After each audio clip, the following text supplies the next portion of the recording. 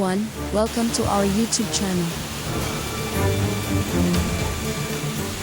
In the early hours of July 19, 2022, heavy rains hit parts of southern China's Jiangxi province.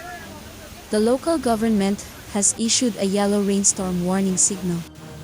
The southern Chinese province of Jiangxi issued its highest flood warning on Tuesday, predicting a big overflow from a lake that joins the Yangtze River as torrential rain continued to batter much of the country.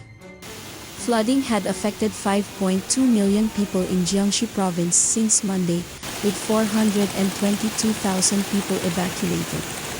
It had also damaged 3.25 million hectares of crops and toppled 450 houses, leading to direct losses of 6.5 billion yuan, $929 million.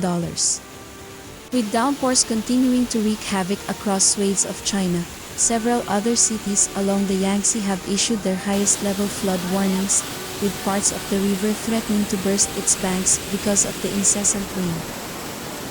The Jiangxi authorities expect severe regional flooding in Poyang, state television said, which is China's largest freshwater lake and joins the Yangtze near the city of Zhejiang.